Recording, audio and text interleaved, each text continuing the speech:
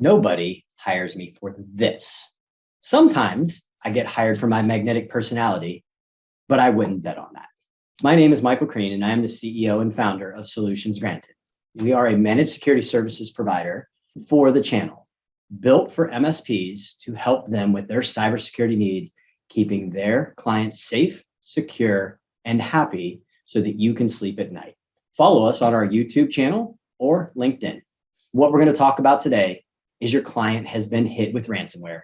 Now what? Well, first and foremost, don't panic. That is the biggest advice that I can give you. Have a detailed plan. Think about your actions before your actions have to happen. And when I say don't panic, think about the military. Why is the military successful in what they do? It's because they train and they train and they train, and then they train some more. And they're doing that to help build muscle memory so that they're acting and not thinking. Obviously, we want the thoughts to go along with it. We're not looking for robotic actions, but in the heat of the moment, you want to be clear, you want to be concise, you want to communicate effectively, and you want to communicate efficiently. And one way to do that is to not panic. So more important than anything, make sure you have a plan. Make sure that plan is written down and ready. Again, don't panic. Now, what's the next thing that you should do? Know your client. It's incredibly important. We all say we know our clients. We all say we're looking out in their best interest. But think about this. Do you know if your client has cybersecurity insurance? Do you know if they have legal counsel? Do you know what they have and what they don't have? These are important things to know prior to whatever it is that you're dealing with. It really defines the next steps. If they have cybersecurity insurance, you're going to convey to them that they should be on the phone with them. They should be talking to them. All too often, if you have that insurance, the IR teams are already there waiting.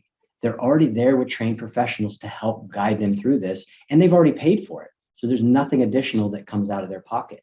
Also, making sure you understand what regulatory compliances they have and where legal counsel comes into play. If it is communicating what has happened to their customers, if it is just getting that advice and guidance as to what happens next, depending on if they're PCI or HIPAA or SOX or GLP or GDPR, it's all that entire alphabet soup that goes on. But it's around that regulatory compliance. And if they already have legal counsel, it's really important to trust those trained professionals. Next step, don't call it a breach. It is so important that we use the right words. I heard this wonderful saying, and it goes a little something like this. Words don't give meanings to people, people give meanings to words. The word breach has a specific connotation to it, and it has some legal ramifications to it. So please make sure you use words like incident. You use words like event. Make sure that you're using them. Make sure that your client is using them, because the moment you use the word breach, you can potentially become liable for the very next steps that you take. Maintaining the state of that computer, if a forensics team needs to come in, or whatever comes along with that. So please make sure you protect yourself. Please make sure you protect your client, and always use the word incident or use the word event. Let somebody like the infamous Matt Lee, let him call it a breach. With all of the letters behind his name, with the most brilliance of any man that I think I've ever met in the cybersecurity field today, let him do it. Let this guy here, let me call it a breach. I'm more than willing to stand and attest to why I determined it as such and why I believe it was and what we advised at that point in time. Be careful with the words that you use because they have meanings. Have a DR plan.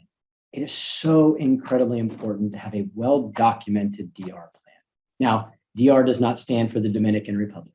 It stands for disaster recovery. Because what we're talking about is we're talking about one of your customers that's had an event, not a breach. They've had an event. They've had some incident that has taken place. You want a clear and concise path of what you should be doing next.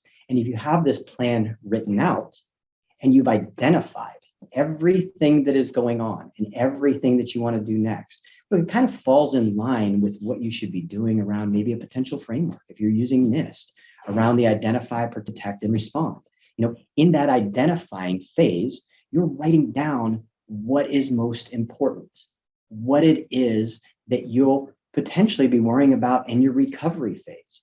That's where that DR plan, it spans across everything. It goes across all 5 of those entities inside of NIST. So make sure that you have that DR plan. Make sure it's in multiple locations. Make sure that if you're on vacation, make sure that if your client is on vacation, make sure that if you are the CEO, the founder, the M-all, B-all, that head guy in charge or that head gal in charge, make sure everybody knows where that DR plan is, not just for yourself, but also for your clients. It's important. You should do it. You have to do it. Make sure that you've done it well and that you've communicated it with everybody in your organization so that we can all be successful together.